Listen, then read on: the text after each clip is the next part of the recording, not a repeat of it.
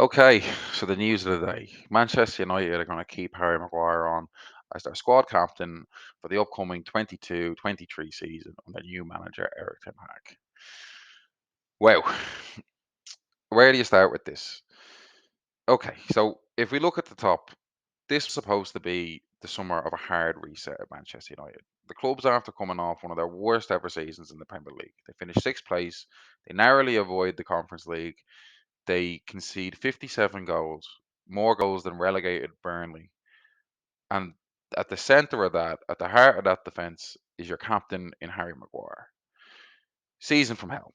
Now, look, it hasn't always been bad for Maguire at Manchester United. The season before under Solskjaer, the back half of that 6 months, him and Luke Shaw were two of the best players in that team, and a team that finished second place in the league.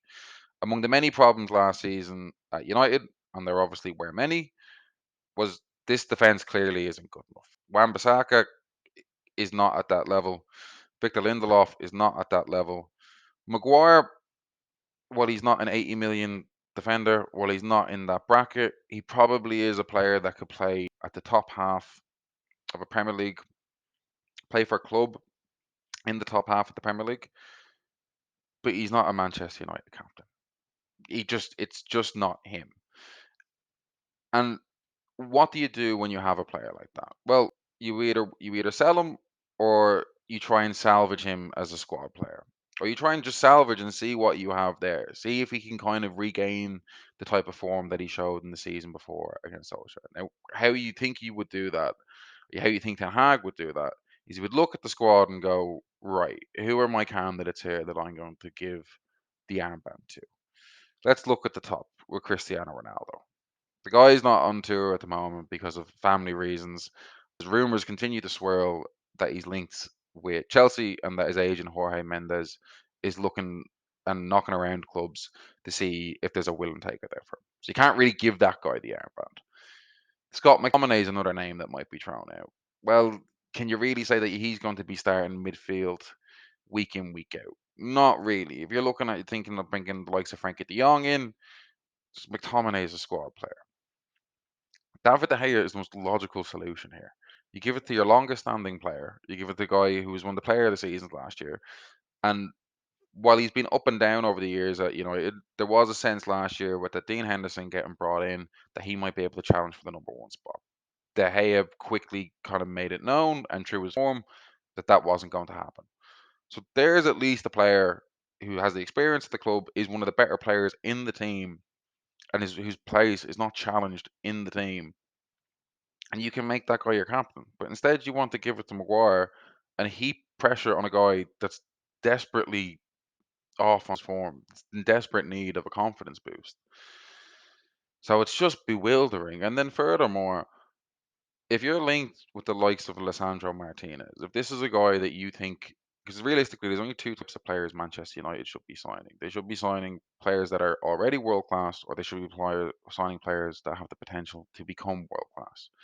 If they think Lissandro Martinez is this, and Ten Hag is the guy, this is as identified Martinez as a guy that he wants, then from there, you assume that he then partners Rafael Varane, the guy that you made one of the highest paid defenders in the world the season before, a World Cup winner and a Champions League winner. You assume those two are the starting centre backs, and Maguire, Lindelof, and whoever else, they fight for the places then from there.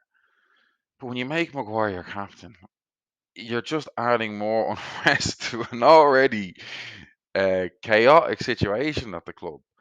The focal point, the highest paid player at the club wants out. You can't bring any signings in at the moment. There's pressure from that. There's pressure from Ronaldo because of that. And the player that has become enemy number one for your fan base, the player that most of the fans want out of the club, you make him captain for the upcoming season. It's uh, it's puzzling. It's puzzling, but it's further sign of just the unrest at Manchester United until they can kind of get these decisions right, until they can get their player recruitment sorted out, until they can get a consistent sort of playing style, and until they can get good players in the team. Um, they're just miles off Liverpool and Manchester City. They're not going to be competing with those clubs for silverware. And while there's a lot of optimism around Ten Hag, and while there and optimism that should be warranted, I mean, this is a guy that got Ajax as the top scorers in the Champions League group stages last season, which is no mean feat given obviously the caliber of teams that are in the Champions League. So to do that with that type of squad and to be given a budget at Manchester United with the type of budget they have, genuine pause for optimism and for high hopes going into a season. Obviously not contending, but at least getting the club back up to where it kind of should be. But when you make decisions like this, when you let go of the likes of Nemanja Matic, Juan Mata, Jesse Lingard, Paul Pogba, you clear up about £700,000 a week in wage bill, and all you can show for it so far is Tyrone Malacia and a verbal agreement with Christian Eriksen. Yeah, yikes! Like obviously, look, there's still about 7 weeks left in the window. There's time for them to get players over the line, and this could all change from there. Just because he names him captain at the start of the season doesn't mean he's going to be captain for the entire season. But certainly an indication that this isn't the kind of news that they wanted to hear. United fans want to hear they're bringing in Sandro Martinez or they're bringing in a centre back of that ilk. Koulibaly, name who you want from there. Matthias De Ligt, they've been linked with them. They're linked with a lot of players, obviously, given the size of the club. But when you come out and you kind of plant your flag on Maguire, as I said, the centre back of a team that conceded more goals than Burnley. Yeah, they're gonna wanna see signs of change soon. Because this ain't it. It's just not.